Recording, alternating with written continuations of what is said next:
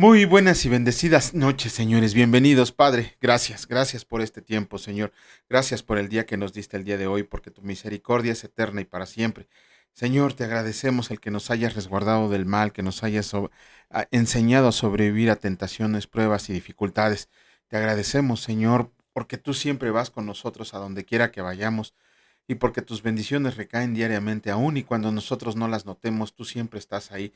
Que tu Espíritu Santo siga redarguyéndonos acerca de todo aquello que nosotros no nos damos cuenta y que estamos actuando mal, y sobre todo, Señor, que sigamos caminando en santidad. En el nombre de Cristo Jesús, amén.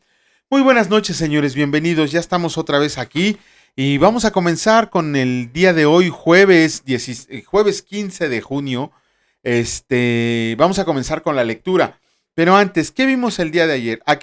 Ayer leímos del capítulo 20 al 22 del libro segundo de Crónicas. ¿Qué vimos en esos capítulos? Como les decía, es como que un recuento de lo que ya leímos en Reyes, pero aquí visto desde un trasfondo espiritual.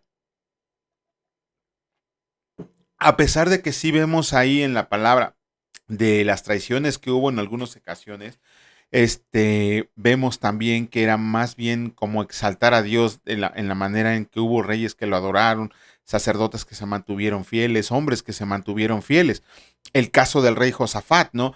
Que fue uno de los mejores reyes de Judá, y que él en el capítulo 20 nos narra la victoria que tuvo sobre Moab y Amón y sobre la gente del monte de Seir, ¿no? Que ellos, aunque tenían miedo de que iban a perder la batalla contra un ejército tan numeroso, por haberle clamado a Dios Josafat, el Señor le dijo que les iba a dar la victoria, y así fue. Hizo que se atacaran entre ellos, entre Moab, Amón y la gente del monte de Seir, para que cuando llegara Josafat con su ejército ya estuvieran todos derrotados, todos muertos. De hecho, inclusive menciona la palabra que tardaron 3 días en recoger el botín. De ahí nos brincamos al capítulo 21 del libro segundo de Crónicas, y estamos viendo que la bondad no se hereda, sino que cada uno de nosotros es responsable de sus acciones. ¿Por qué? Porque vemos que sube al trono el rey Joram. Joram era hijo de Josafat, nada más que él muy inteligentemente, bueno, en su crueldad, acabó con todos sus hermanos. ¿Para qué? Para que no hubiera sucesores al trono de Judá que le pudieran reclamar. Él acabó con todos, acabó con algunos príncipes del ejército del pueblo de Judá, pero sobre todo volvió a hacer lo malo ante los ojos de Dios. Y una de las cosas más malas que hizo este Joram fue que se casó con la hija de Acab y Jezabel. Ya lo leímos y no tiene mucho que leímos quién era Acab y quién era Jezabel, allá en el Libro de Reyes, que los dos tuvieron una muerte ahí. Bueno, Acab, una muerte piadosa, pero Jezabel sí le fue como en feria por estar atacando a los profetas del Señor. Y va Joram y se casa con la hija de ellos, con una tal Atalía. Ajá. Después vemos que por andar haciendo lo malo ante los ojos del Señor, murió de una forma muy penosa. ¿Qué enfermedad sería? Que narra la palabra que los intestinos se le salieron del estómago, se le botaron del estómago, ¿no? Y de ahí pasamos, con la muerte de Joram, pasamos al capítulo 22, donde empieza a reinar su hijo Ocosías. Ocosías también hizo lo malo, ¿cómo se llama? Ante los ojos del Señor, pero además Ocosías empezó a hacer alianzas impías con el rey de Israel. Tan es así que narra la palabra que fue asesinado por Jehú, aquel que acabó con el linaje de Acab y Jezabel. De hecho, cuando Ocosías fue asesinado por Jehú, eh, narra la palabra que Atalía aprovechó ese momento para otra vez acabar con toda la familia real y poder ella reclamar el trono y quedárselo para ella. Pero vemos que siempre el Señor tiene un remanente. ¿Por qué? Porque vemos que la hermana de este Ocosías escondió a uno de sus hijos para que pudiera ascender al trono legalmente como le correspondía. Cuestión que vamos a leer el día de hoy, y comenzamos con la lectura del capítulo 23 del libro segundo de Crónicas, y escrito está: en el séptimo año se animó Joiada y tomó consigo en alianza a los jefes de centenas: Azarías hijo de Jeroam, Ismael hijo de Joanán, Azarías hijo de Obed, Maasías hijo de Adaya y Elisafat hijo de Sicri, los cuales recorrieron el país de Judá Y reunieron a los levitas de todas las ciudades de Judá y a los príncipes de las familias de Israel, y vinieron a Jerusalén, y toda la multitud hizo pacto con el rey en la casa de Dios, y Joiada les dijo: He aquí el hijo del rey, el cual reinará como el Señor ha dicho respecto a los hijos de David. Ahora hagan esto: una tercera parte de ustedes, los que entran el día de reposo, estarán de porteros con los sacerdotes y los levitas, otra tercera parte a la casa del rey, y la otra tercera parte a la puerta del cimiento. Y todo el pueblo estará en los patios de la casa del Señor, y ninguno entre en la casa del Señor sino los sacerdotes y levitas que ministran. Estos entrarán porque están consagrados. Y todo el pueblo hará guardia delante del Señor, y los levitas rodearán al rey por todas partes, y cada uno tendrá sus armas en la mano, cualquiera que entre en la casa que muera, y estarán con el rey cuando entre y cuando salga. Y los levitas y todo Judá lo hicieron como lo había mandado el sacerdote Joiada, y tomó cada jefe a los suyos, los que entraban el día de reposo y los que salían el día de reposo, porque el sacerdote Joiada no dio licencia a las compañías. Dio también el sacerdote Joiada a los jefes de centenas las lanzas, los paveses y los escudos que habían sido del rey David y que estaban en la casa de Dios, y puso en orden a todo el pueblo teniendo cada uno su espada en la mano, desde el rincón derecho del templo hasta el izquierdo, hacia el altar y la casa, alrededor del rey por todas partes. Entonces sacaron al hijo del rey y le pusieron la corona y el testimonio y lo proclamaron rey. Y Joiada y sus hijos lo ungieron diciendo luego: ¡Viva el rey! Cuando Atalía oyó el estruendo de la gente que corría y de los que aclamaban al rey, vino al pueblo a la casa del Señor.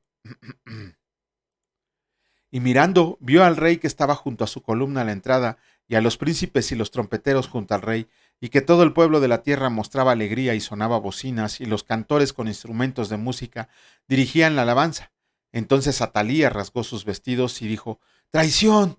¡Traición! Pero el sacerdote Joiada mandó que salieran los jefes de centenas del ejército y les dijo: sáquenla fuera del recinto, y al que la siga, mátenlo a filo de espada, porque el sacerdote había mandado que no la mataran en la casa del Señor.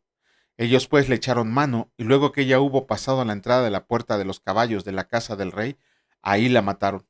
Y Joiada hizo pacto entre sí y todo el pueblo y el rey, que sería pueblo del Señor. Después de esto, entró todo el pueblo en el templo de Baal, y lo derribaron y también sus altares, e hicieron pedazos sus imágenes, y mataron delante de los altares a Matán, sacerdote de Baal. Luego ordenó Joiada los oficios en la casa del Señor, bajo la mano de los sacerdotes y levitas, según David los había distribuido en la casa del Señor, para ofrecer al Señor los holocaustos, como está escrito en la ley de Moisés, con gozo y con cánticos conforme a la disposición de David. Puso también porteros en las puertas de la casa del Señor, para que por ninguna vía entrara ningún inmundo.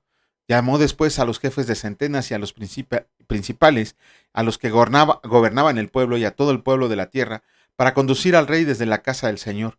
Y cuando llegaron a la mitad de la puerta mayor de la casa del rey, sentaron al rey en el trono del reino. Y se regocijó todo el pueblo del país, y la ciudad estuvo tranquila después que mataron a Atalía a filo de espada. Comenzamos con la lectura del capítulo 24 del libro segundo de Crónicas, y escrito está: Reinado de Joás de Judá. 17 años era Joás cuando comenzó a reinar, y 40 años reinó en Jerusalén. El nombre de su madre fue Sibia de Beerseba, e hizo Joás lo recto ante los ojos del Señor todos los días de Joiada el sacerdote. Y Joiada tomó para él 2 mujeres y engendró hijos e hijas. Después de esto, aconteció que Joás decidió restaurar la casa del Señor, y reunió a los sacerdotes y los levitas y les dijo: salgan por las ciudades de Judá y recojan dinero de todo Israel, para que cada año sea reparada la casa de su Dios, y ustedes pongan diligencia en el asunto. Pero los levitas no pusieron diligencia, por lo cual el rey llamó al sumo sacerdote Joiada y le dijo: ¿por qué no has procurado que los levitas traigan de Judá y de Jerusalén la ofrenda que Moisés, siervo del Señor, impuso a la congregación de Israel para el tabernáculo del testimonio? Porque la impía Atalía y sus hijos habían destruido la casa de Dios, y además habían gastado en los ídolos todas las cosas consagradas de la casa del Señor. Mandó pues el rey que hicieran arca, la cual pusieron fuera, a la puerta de la casa del Señor, e hicieron pregonar en Judá y en Jerusalén que trajeran al Señor la ofrenda que Moisés, siervo de Dios, había puesto a Israel en el desierto. Y todos los jefes y todo el pueblo se gozaron y trajeron ofrendas, y las echaron en el arca hasta llenarla. Y cuando venía el tiempo para llevar el arca al secretario del rey por mano de los levitas, cuando veían que había mucho dinero, venía el escriba del rey, y el que estaba puesto por el sumo sacerdote, y llevaban el arca y la vaciaban y la volvían a su lugar. Así lo hacían de día en día y recogían mucho dinero. Y el rey y Joiada lo daban a los que hacían el trabajo del servicio de la casa del Señor, y tomaban canteros y carpinteros que repararan la casa del Señor, y artífices en hierro y bronce para componer la casa. Hacían pues los artesanos la obra, y por sus manos la obra fue restaurada, y restituyeron la casa de Dios a su antigua condición, y la consolidaron. Y cuando terminaron, trajeron al rey y a Joiada lo que quedaba del dinero, e hicieron de él utensilios para la casa del Señor, utensilios para el servicio, morteros, cucharas, vasos de oro y de plata, y sacrificaban holocaustos continuamente en la casa del Señor todos los días de Joiada. Mas Joiada envejeció y murió lleno de días, de 130 años era cuando murió, y lo sepultaron en la ciudad de David con los reyes, por cuanto había hecho bien con Israel y para con Dios y con su casa. Muerto Joiada, vinieron los príncipes de Judá y ofrecieron obediencia al rey, y el rey los oyó. Y desampararon la casa del Señor, el Dios de sus padres, y sirvieron a los símbolos de acera y a las imágenes esculpidas. Entonces la ira de Dios vino sobre Judá y Jerusalén por este pecado, y les envió profetas para que los volvieran al Señor, los cuales les amonestaron, mas ellos no los escucharon. Entonces el Espíritu de Dios vino sobre Zacarías, hijo del sacerdote Joiada, y puesto en pie donde estaba desde lo más alto que el pueblo, les dijo: Así ha dicho Dios, ¿por qué quebrantan los mandamientos del Señor? No les vendrá bien por ello, porque por haber dejado al Señor, Él también los abandonará. Pero ellos hicieron conspiración contra él, y por mandato del rey lo apedrearon hasta matarlo, en el patio de la casa del Señor. Así el rey Joás no se acordó de la misericordia que Joiada, padre de Zacarías, había hecho con él. Antes mató a su hijo, quien dijo al morir: El Señor lo vea y lo demande. A la vuelta del año subió contra él el ejército de Siria, y vinieron a Judá y a Jerusalén, y destruyeron en el pueblo todos los príncipes de él, y enviaron todo el botín del rey a Damasco, porque aún el ejército de Siria había venido con poca gente. El Señor entregó en sus manos un ejército muy numeroso, por cuanto habían dejado al Señor, el Dios de sus padres. Así ejecutaron juicios contra Joás, y cuando se fueron los sirios lo dejaron agobiado por sus dolencias, y conspiraron contra él sus siervos a causa de la sangre de los hijos de Joiada, el sacerdote, y lo hirieron en su cama y murió. Y lo sepultaron en la ciudad de David, pero no en los sepulcros de los reyes. Los que conspiraron contra él fueron Zabad, hijo de Simeat, amonita, y Josabad, hijo de Simrit, moabita. En cuanto a los hijos de Joás y la multiplicación que hizo de las rentas y la restauración de la casa del Señor, he aquí está escrito en la historia del libro de los reyes. Y reinó en su lugar Amasías su hijo.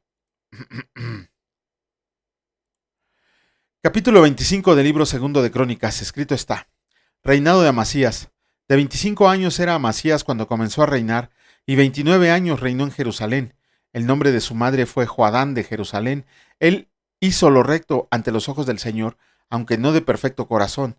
Y luego que fue confirmado en el reino, mató a los siervos que habían matado al rey su padre, pero no mató a los hijos de ellos, según lo que está escrito en la ley, en el libro de Moisés, donde el Señor mandó diciendo: No morirán los padres por los hijos, ni los hijos por los padres, mas cada uno morirá por su pecado. Reunió luego Amasías a Judá, y con arreglo a las familias les puso jefes de millares y de centenas sobre todo Judá y Benjamín. Después puso en lista a todos los de 20 años arriba, y fueron hallados 300,000 escogidos para salir a la guerra, que tenían lanza y escudo, y de Israel tomó a sueldo por 100 talentos de plata a 100,000 hombres valientes. Mas un varón de Dios vino a él y le dijo: Rey, no vaya contigo el ejército de Israel, porque el Señor no está con Israel, ni con todos los hijos de Efraín. Pero si vas así, si lo haces y te esfuerzas para pelear, Dios te hará caer delante de los enemigos, porque en Dios está el poder, o para ayudar o para derribar. Y Amasías dijo al varón de Dios: ¿Qué pues se hará de los 100 talentos que he dado al ejército de Israel? Y el varón de Dios respondió: El Señor puede darte mucho más que esto. Entonces Amasías apartó el ejército de la gente que había venido a él de Efraín, para que se fueran a sus casas. Y ellos se enojaron grandemente contra Judá, y volvieron a sus casas encolerizados. Esforzándose entonces Amasías, sacó a su pueblo y vino al valle de la sal, y mató de los hijos de Sair 10,000. Y los hijos de Judá tomaron vivos a otros 10,000, los cuales llevaron a la cumbre de un peñasco, y de ahí los despeñaron. Y todos se hicieron pedazos, mas lo del ejército que Amasías había despedido, para que no fueran con él a la guerra, invadieron las ciudades de Judá, desde Samaria hasta Betorón, y mataron a 3000 de ellos y tomaron gran despojo. Volviendo luego a Amasías de la matanza de los edomitas, trajo también consigo de los dioses de los hijos de Seir, y los puso ante sí por dioses, y los adoró y les quemó incienso. Por esto se encendió la ira del Señor contra Amasías, y envió a él a un profeta que le dijo: ¿Por qué has buscado los dioses de otra nación que no libraron a su pueblo de tus manos? Y hablándole el profeta estas cosas, él le respondió: Te han puesto a ti por consejero del rey, déjate de eso, ¿por qué quieres que te maten? Y cuando terminó de hablar, el profeta dijo luego: Yo sé que Dios ha decretado destruirte, porque has hecho, y no obedeciste mi consejo. Y Amasías, rey de Judá, después de tomar consejo, envió a decir a Joás, hijo de Joacás, hijo de Jehú, rey de Israel: Ven y veámonos cara a cara. Entonces Joás, rey de Israel, envió a decir a Amasías, rey de Judá: El cardo que está en el Líbano envió al cedro que estaba en el Líbano, diciendo: Da a tu hija a mi hijo por mujer. Y he aquí que las fieras que estaban en el Líbano pasaron y hollaron el cardo. Tú dices: He aquí, he derrotado a Edom, y tu corazón se enaltece para gloriarte. Quédate ahora en tu casa, ¿para qué provocas un mal en que puedas caer tú y Judá contigo? Con eso terminamos la lectura del día de hoy del libro segundo de Crónicas. Ya casi lo acabamos, ¿eh? Ya casi lo acabamos. Y ya lo que viene, está súper chido. Pero bueno, vamos a comenzar con la lectura. En esta ocasión nos toca leer el Evangelio, el capítulo 16 del Evangelio de Lucas. Pero antes, eso quiere decir que ayer leímos el capítulo 15 completito. ¿Qué vimos el capítulo 15 completito? Híjole, creo que vemos tres de las parábolas más incomprendidas. Dos de ellas comprendidas, pero la tercera de ellas un poco incomprendida por muchas personas, por lo que dice ahí. De hecho, ojalá pudiéramos hacer un comentario extenso, no lo vamos a poder hacer, pero vamos a platicar un poco. ¿Por qué el capítulo 15 completo? ¿Por qué Lucas escribió estas tres parábolas en un solo capítulo? ¿Por qué están en esa manera? Ok, a muy grandes rasgos, leemos la primer parábola, que es la parábola de la oveja perdida, en donde dice que un pastor, después de poner a resguardo a 99 de sus ovejas, va y busca a la número 100 y anda por donde tiene que andar para poder encontrarla. Anda en llanos, anda en montes, anda en medio de las fieras del monte para poder encontrar a su oveja. Y cuando la encuentra, la carga y la lleva a un lugar seguro donde están las otras. Ajá. Eh, esta parábola nos enseña cómo el Señor Jesús nos busca. Es aquí el Señor que nos busca. No es ningún hombre, no es ninguna religión, no es nadie más que el Señor Jesús el que nos está buscando. Él es el que nos está buscando. Ninguno de nosotros buscamos a Dios. Él es el que nos manda a buscar, Él es el que nos busca. Y cuando nos encuentra, se alegra porque dejamos que nos cargue y que nos lleve a un lugar seguro, a una salvación eterna.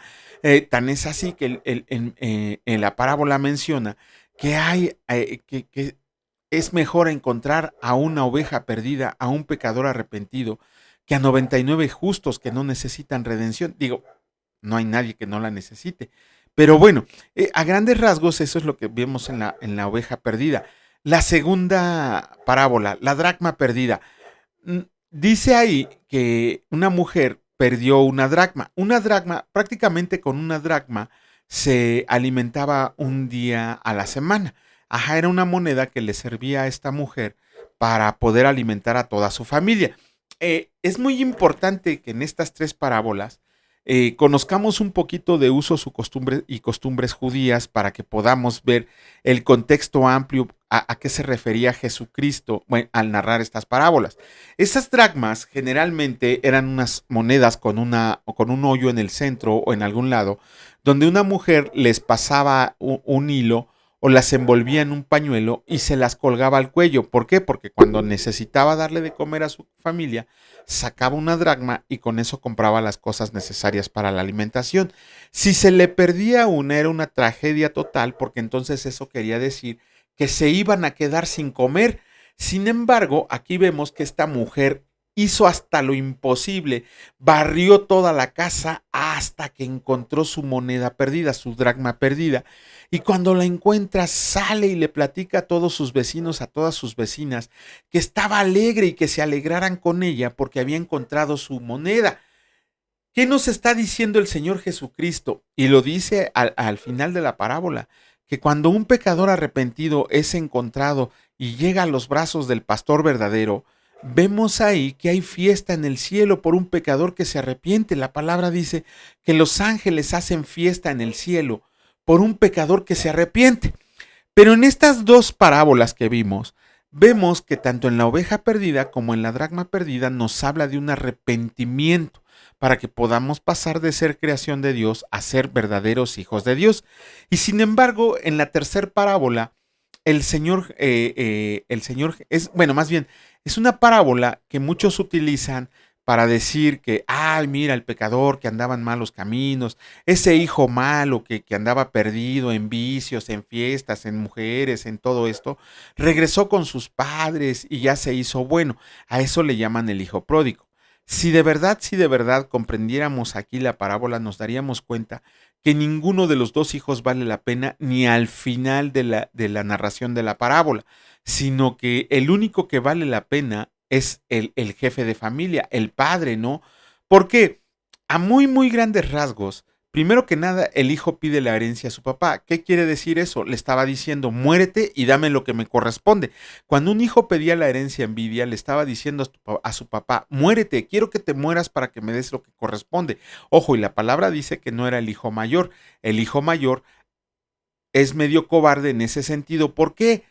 Porque él tendría que haber reclamado la herencia y tendría que haberle dicho a su hermano que no.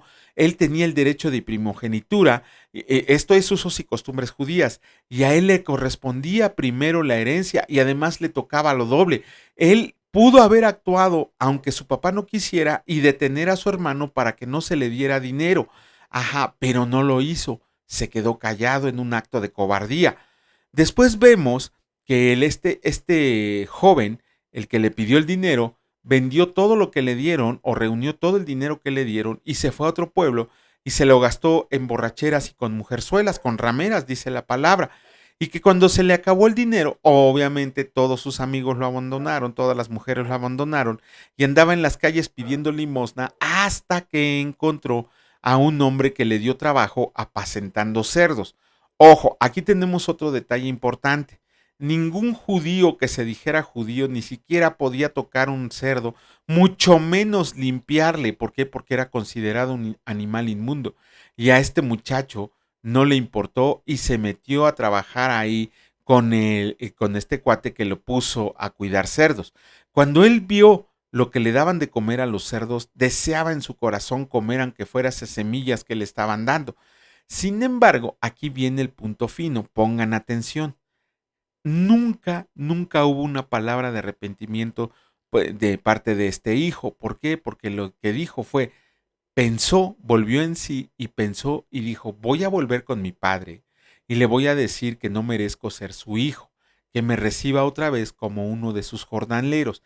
Estaba otra vez tramando un plan. Nunca, ahí en la palabra leemos que no hay una palabra que diga que se arrepintió, más bien volvió a trazar un plan para que su padre lo recibiera y pudiera estar comiendo bien, porque los siervos de su papá comían bien, y ahí va a su casa este muchacho, y cuando va llegando y va pensando lo que le va a decir a su papá, el papá lo ve, y cuando lo ve, se echa a correr hacia él. Oh, pudiera parecer algo inclusive hasta gracioso que el papá se echara a correr para encontrar a su hijo perdido, pero conforme a los usos y costumbres judíos, ningún jefe de familia, por ningún motivo, tenía que ser visto corriendo. Era una vergüenza pública que un jefe de familia pudieran verlo corriendo, que se remangara su vestidito y su vestido y que fuera corriendo. Eso era lo más humillante que podía hacer un padre de familia.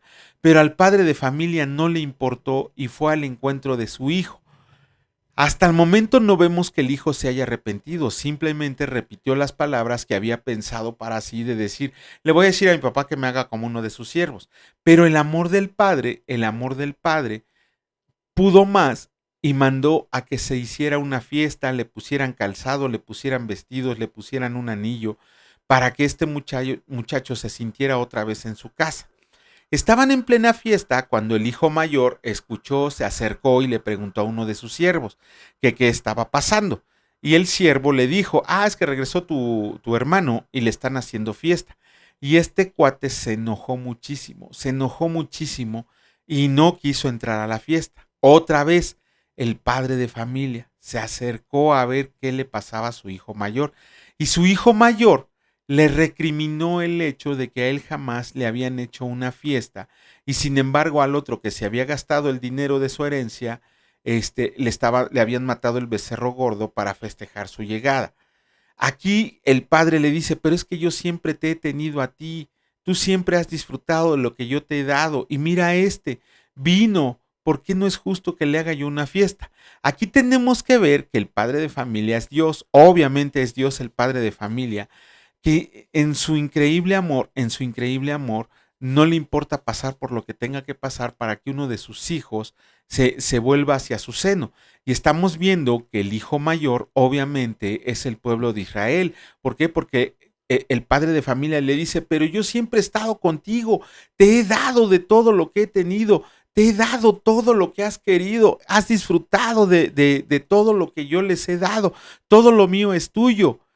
Obviamente el hijo menor es el pueblo gentil, pero hay muchos gentiles que nada más tienen comenzón de oír y se acercan a escuchar la palabra para obtener algún beneficio cuando escuchan allá esa porquería de evangelio de la prosperidad que les profetizan cosas buenas y que van a ser millonarios y que cuando a la primera de cambio el Señor los pone a prueba, abandonan a Jesucristo. Bueno, no lo abandonan porque nunca estuvieron con Él, siempre estuvieron tras promesas vacías. De la misma manera, aquí vemos el único que vale la pena en este relato de la parábola es el padre de familia, ¿no? Porque está representando a Dios como su amor es para todos, para todos. Bueno, no me voy a meter en otro tema. Sí, miren, desgraciadamente no tenemos el tiempo para hacer un comentario extenso porque hay mucho más que aprender de la parábola.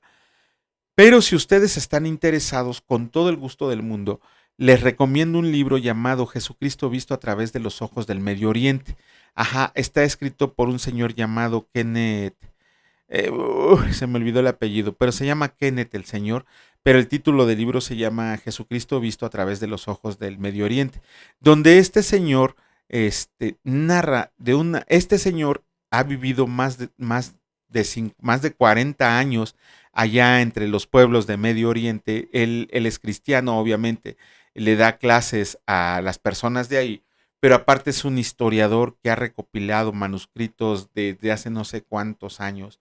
Y en ese libro que escribió narra de manera preciosa lo que tenemos que entender conforme al uso y costumbres judías de estas tres parábolas que acabamos de comentar. Les repito, si quieren conocer más, obviamente recomendado ampliamente, porque no solo tiene eso, tiene muchísimas cosas más el libro, ¿no? Y, bueno, además también el Kenneth Bailey escribió otro libro llamado El Hijo Pródigo, que se trata exclusivamente de esta palabra. Tiene otro llamado Pablo visto a través de los ojos del Mediterráneo. Si pueden conseguirlos o leerlos, con todo, léanlos, van a aprender muchísimas cosas. Vamos a continuar con la lectura. En esta ocasión nos toca el capítulo 16 completito y déjenme acomodar porque por las prisas ya no hice nada bien. Vamos a comenzar con la lectura del capítulo 16 del Evangelio de Lucas y escrito está, parábola del mayordomo infiel. Dijo también a sus discípulos, había un hombre rico que tenía un mayordomo y éste fue acusado ante él como disipador de sus bienes. Entonces le llamó y le dijo, ¿qué es esto que oigo acerca de ti? Da cuenta de tu mayordomía, porque ya no podrás ser más mi mayordomo. Entonces el mayordomo dijo para sí, ¿qué haré? Porque mi amo me quita la mayordomía. Cavar no puedo. Mendigar me da vergüenza. Ya sé lo que haré para cuando se me quite de la mayordomía, me reciban en sus casas. Y llamando a cada uno de los deudores de su amo, dijo al primero, ¿cuánto debes a mi amo? Él dijo, 100 barriles de aceite. Y dijo, toma tu cuenta, siéntate pronto y escribe 50. Y después dijo a otro, ¿y tú cuánto debes? Y él dijo, 100 medidas de trigo. Él le dijo, toma tu cuenta, escribe 80. Y alabó el amo al mayordomo malo por haber hecho sagazmente, porque los hijos de este siglo son más sagaces en el trato con sus semejantes que los hijos de luz. Y yo les digo, ganen amigos por medio de las riquezas injustas, para que cuando éstas falten, los reciban en las moradas eternas. El que es fiel en lo muy poco, también en lo más es fiel, y el que en lo muy poco es injusto, también en lo más es injusto. Pues si en las riquezas injustas no fueron fieles, ¿quién les confiará lo verdadero? Y si en lo ajeno no fueron fieles, ¿quién les dará lo que es suyo? Ningún siervo puede servir a dos señores, porque aborrecerá al uno y amará al otro, o estimará al uno y menospreciará al otro. No pueden servir a Dios y a las riquezas. Ay, perdonen ustedes, es que tengo un desbarajuste. Y oían también todas estas cosas los fariseos, que eran avaros, y se burlaban de él.